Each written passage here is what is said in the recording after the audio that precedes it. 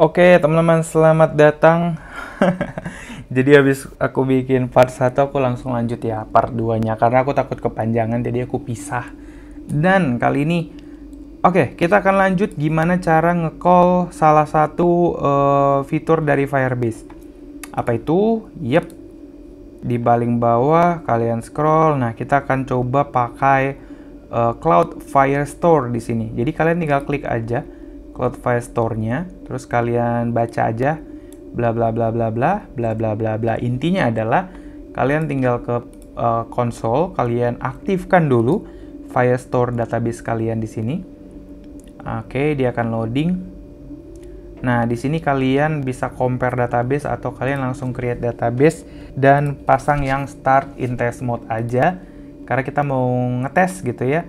Dan jangan lupa ganti server, ya kayaknya ini nggak terlalu ngaruh ya teman-teman untuk servernya, tapi ya make sure kalian pilih yang paling dekat aja lah ya biar aman aja gitu. Oke, dia akan processing Firebase-nya atau Cloud Firestore-nya. Next, kita akan lanjut. Oke, di mana dia? Oke. Nah, ini. Oke. Dan di sini ada beberapa tab sekarang ya. Ada web, ada iOS, Java, dan di sini ada Dart, teman-teman. Jadi kalian bisa ikutin caranya.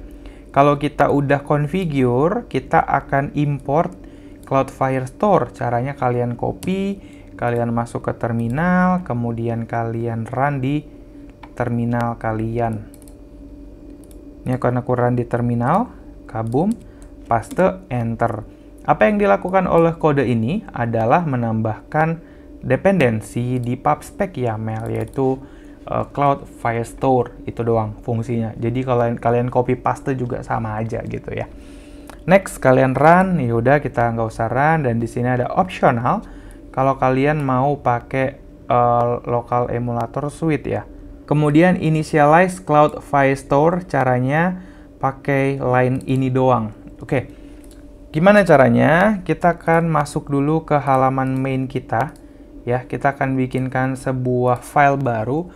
Di sini kita akan kasih test firestore.dart. Kita enter aja. Kita kasih stateful test firestore dan kalian return scaffold. Nice. Oke. Jadi dari main dia akan nge-call ke test Firestore. Oke, ini kita delete aja. Ini kita delete. Oke. Kita save, kita save. Jadi caranya adalah kalian tinggal kasih var_db sama dengan kalian panggil aja sini Firebase Firestore, Firebase Firestore. Tinggal .instance aja. Next, di sini kita bisa contohin untuk add data ke dalam Firestore kita. Di sini aku akan tambahkan sebuah body. Oke. Jadi floating action button ini akan aku pakai. Aku restart dulu. Nah. Oke, halo. Nggak mau di restart kah dia? Oh, iya. Aku lupa teman-teman. Oke. Jadi sebenarnya kalian harus tambahin ini. Dia kasih tahu kok teman-teman di sini. Nah, intinya yang inilah ya. Ini untuk meng-ensure bahwa ini udah diinisialisasi karena kita pakai asing di sini. So ini bukan void, tapi kita pakai future. Ya ini cuman ini aja sih, karena kita pakai rubah jadi asing sih sebenarnya. Kita restart, harusnya nggak ada error lagi dan ulangin. Kenapa? Kalau dia kasih error, kita run ulang nih teman-teman. Hey, kayaknya ini mati deh teman-teman. Astaga, sebenarnya dia tadi mati ya teman-teman. Yaudah. Kita akan run ulang di sini, run without debugging. Kita buka, nyung. Sebenarnya dia udah jalan ya. Oke, kita akan lanjut. Jadi tombol ini atau floating action button ini, kenapa dia error? Oke, ini Cocoa Pot ya teman-teman ya. Aduh, kenapa ya? Tadi udah jalan padahal. Oke teman-teman, maaf aku harus potong videonya tadi karena ada beberapa setup dan ya gitulah ya. Jadi sekarang aku mulai lagi dan ya masih di state yang awal. Kita udah berhasil nge-run di sini dan ya tadi sampai di kita ngebuat database di sini ya. Jadi kita udah udah panggil DB di sini dan kita akan coba run aja beberapa code yang udah kita lihat di sini ya. Jangan lupa kalian ganti ke Dart ya teman-teman. Jadi pertama di sini kita akan sediakan user dulu. Aku akan kasih tahu. Yap, begini. Jadi ini ada sebuah objek namanya user. Terus kita akan tambahkan seperti ini teman-teman ya. Oke, kita akan paste di sini. Kabum. Oke. Jadi kode ini sebenarnya fungsinya adalah pertama bikin user, yang kedua kita bikin sebuah collection. Collection itu berarti nanti akan menambah di Firestore database kalian di sebelah kiri. Nanti ada user di sini. Dan kalian tambahkan datanya yaitu add user, yang dimana user itu adalah data-data ini. Nanti akan nambah di sini tapi dengan random ID teman-teman. Dan kalau udah berhasil dia akan ngeprint ID-nya nanti ya. Oke, langsung aja kita coba. Kita akan restart. Dan kita buka debug console supaya bisa perhatikan apa yang keprint. Dan kita akan coba tekan tombol di bawah kanan. Dan ketekan, dan sekarang dokumen snapshot edit. Dan kalian bisa lihat di sini. Kalian refresh aja guys. Refreshnya gimana ya? Ya udahlah, refresh page aja. Dan harusnya udah ada satu collection namanya user. Dan di dalamnya ada ID. Baru di dalamnya ada data-data yang udah kita masukkan tadi. Ya, yang artinya menandakan bahwa project kita ini atau ya Flutter kita ini udah connect ke Firebase. Nah, kalau kita ulang langkah ini, yang terjadi apa? Yang terjadi adalah dia akan kalau data collection-nya udah dibikin, dia nggak akan bikin baru. Dan ketika kalian menambahkan add kayak gini, kalian bisa baca dia sebenarnya menambahkan unique kalau kita nggak kasih tahu ID-nya berapa. Kalau mau ID-nya spesifik gitu, kalian tambahkan di sini DOC-nya, contohnya aja data 1 gitu ya. Ini adalah ID-nya, terus kalian dot lagi, baru kalian pasang di sini set jadinya ya, bukan add. Karena kalau add itu menambahkan ID yang ini, tapi kalau kalian udah punya ID-nya, kalian bisa pasang set kayak gini. Terus kalau udah di set, kalian isi datanya di dalam. Dan kalau udah set harusnya nggak ada then lagi ya. Yep, betul sekali. Kalian tinggal pasang then aja kayak begini. Dan di sini bukan lagi dokumen reference karena dia langsung function teman-teman kayak gini. Iya, ya gitu. Jadi kalau yang dilakukan adalah seperti ini, itu artinya kalian akan menambahkan satu buah data, nanti kalian klik. Nah, nanti di sini akan nambah data 1 gitu ya, spesifik. Tapi kalau kalian pakai cara yang tadi, dia akan menambahkan random ID. Nah, sekarang teman-teman, gimana cara supaya kita bisa membaca datanya secara real time? Itu di dalam sini, di atas sini ya, secara real time. Ingat, real time. Nah, caranya gimana? Ini kalau kita pakai Firebase sebenarnya gampang banget. Kalian tinggal tambahkan body aja. Dan kalian tinggal lihat dokumentasinya aja teman-teman di sini. Ya, karena nggak mungkin hafal semuanya. Dan kalau hafal ya bagus gitu ya. Add and manage data, read data. Nah, di sini ada listen for real time update ya. Di sebelah kiri ya. Ada ininya, ada cara-caranya. Oke, jadi gampang aja teman-teman. Pertama, kalian arahin dulu. Kalian mau ngebaca perubahan data yang mana. Kalau yang ini untuk satu data, ya dia listennya satu buah data aja. Dan di sini ada beberapa cara ya, tapi aku akan pakai cara sendiri. Oke, jadi di sini kalian tinggal tambahin yang namanya Future Builder seperti ini ya. Future Builder ini membutuhkan yang namanya future, artinya adalah kalian mau ngebaca data yang mana. Jadi kita akan baca data dari db.collection. Kalian ambil yang user karena kita mau baca data users kayak gitu ya. Dan di sini kalian tinggal di dot aja dan kalian ambil snapshotnya. Oke. Di sini kenapa error? Karena kita pakainya harusnya stream. Sorry teman-teman. Harusnya stream builder. Nah, kayak gini ininya stream. Oke ya. Oke. Kemudian stream builder ini membutuhkan yang namanya builder, di mana ada konteks dan ada snapshot. Kalau di sini dia kasih lihat di sini dia lagi loading atau nggak loading. Jadi artinya gini, dia akan cek if snapshot.connection_state sama dengan connection state. Connection state.waiting. Kalau dia lagi loading, kita akan return center child circular progress indicator ya. .builder, kita akan bikin sebuah list view di sini di mana isinya adalah konteks index, dan di sini kita akan return list style teman-teman ya, kayak gini, di mana kita akan kasih contoh title dulu, text ini title dulu. Nah, sekarang kita akan run seperti apa penampakannya. Jadi seperti ini ya, karena memang infinity loop, karena kita belum ngambil data dari database secara utuh gitu. Nah, sekarang kita akan olah data. Di sini kan ada stream nih teman-teman. Ketika kalian ambil snapshot, kalian perhatikan deh data apa yang dikembalikan oleh snapshot ini, yaitu adalah query snapshot bla bla bla bla. Ini kalian copy, masukkan ke atas sini sebagai type-nya. Jadi untuk biar kita tahu type apa sebenarnya yang diterima oleh snapshot di sini. Nah, kalau datanya udah dapat, which is ada di sini, olah data. Nah, kalian ambil aja datanya itu dari snapshot.data, teman-teman.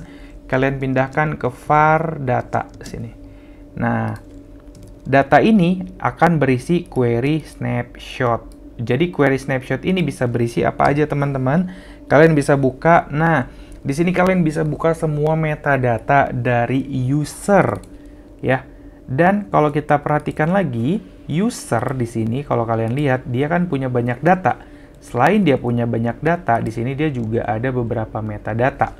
Kalau kita mau ngambil semua datanya, itu berarti ya kita ambil DOCS-nya atau documents. Kenapa document? Karena di sini namanya document, oke? Nah, setelah kalian ambil docs-nya di sini teman-teman, di sini dia langsung berupa list, oke? Langsung berupa list. Ini kenapa error? Kemungkinan karena null safety ya. Sip, null safety ya. Nah, sekarang datanya ini udah berupa list nih teman-teman. Nah, sekarang kita akan rubah list itu. Jadi caranya gini, kalau kalian ambil first data dulu, terus kalian dot lagi, baru kalian bisa ambil datanya. Artinya, data di sini kita akan rubah, yaitu menggunakan data.map kayak gini. Ya, kalian rubah dulu datanya, teman-teman. Jadi kalian ambil satu persatu datanya di sini, dan kalian masukkan ke dalam e.data bla bla bla bla. Kalau kalian punya kelas model.